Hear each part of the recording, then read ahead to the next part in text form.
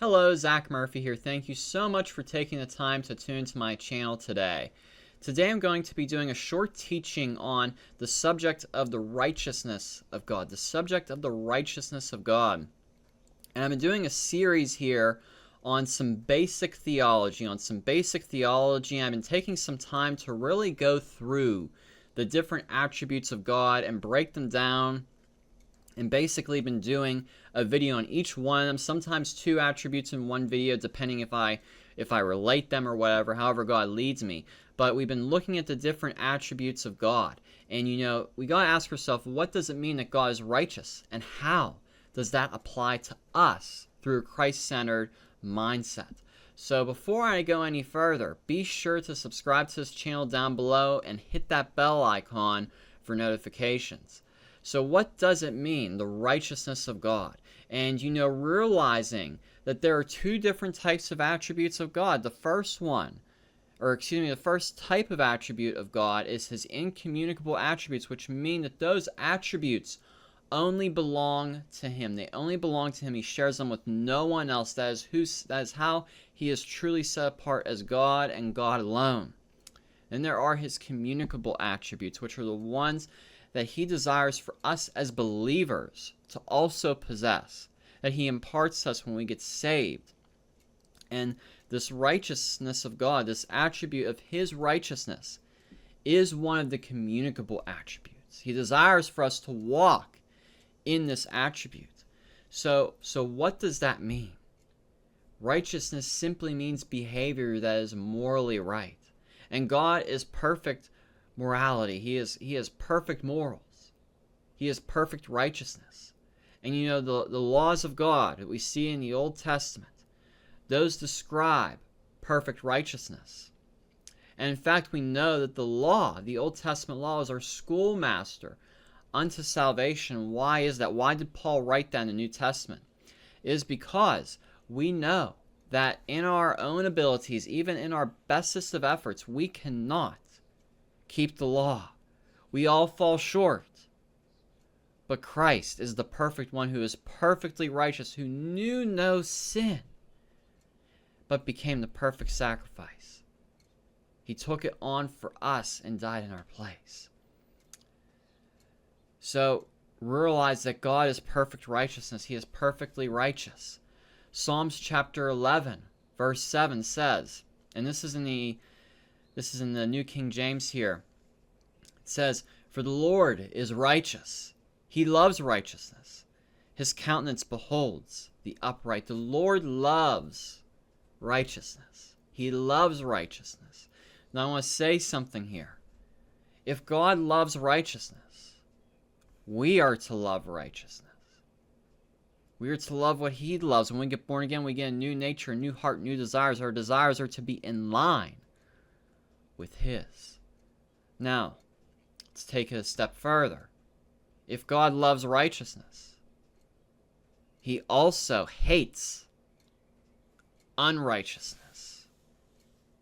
I'll say that again.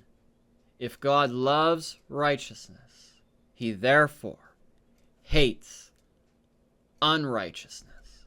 We as believers love righteousness, and as a result, we hate unrighteousness. If only we would make that true in our lives, with such a state that the carnal American church is in. Not every church, but just generally speaking.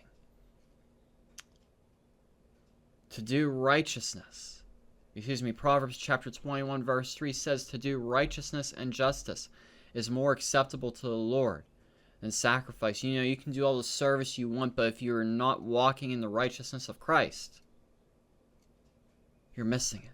God wants us to walk righteously. He wants us to walk in his love, his grace, all those things, and he wants us to walk righteously because we love righteousness and we hate unrighteousness. The true mark of salvation is a love for righteousness and a hatred towards unrighteousness, a hatred towards sin.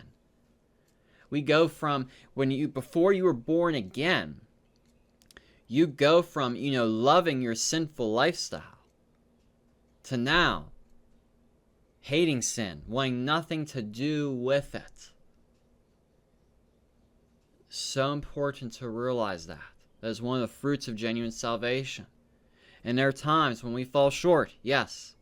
No one is excused from falling short. But we get back up again.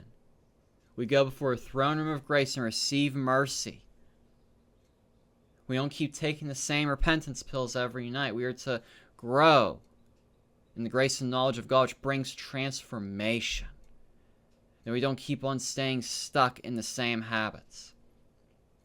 Romans 3:23 tells us what we already know. Paul writes, "For all have sinned and fall short of the glory of God." In Matthew chapter 5, verse 6, Jesus says, "Blessed are they which do hunger and thirst for righteousness, for they shall be filled." We receive that righteousness in Christ. We hunger and thirst for righteousness as believers, and we are filled. There is fulfillment in walking in the righteousness that we possess in Christ Jesus. There is a filling that takes place. You feel satisfied when you walk in the righteousness of Christ, because that is to be your identity. To walk in godly character. That is God's original intent for mankind. To walk righteously, to walk truly as image bearers of God, to walk in the image of God. In 2 Corinthians chapter 5, verse 21, Paul writes, "For he made him who knew no sin to be sin for us, that we might become the righteousness of God in him." Again, we receive the righteousness of Christ, and therefore we are empowered to walk righteously in this world for the glory of God alone. So I want you to ask yourself, are you walking in the righteousness that Jesus purchased for you? Because he paid such a high price for it. Jesus paid such a high price for us to walk in this very righteousness for his glory. So just want to encourage you to realize that God is absolutely perfect righteousness. He is perfect righteousness, and he desires for us to walk in righteousness, just as he desires for us to walk in holiness, because he is holy.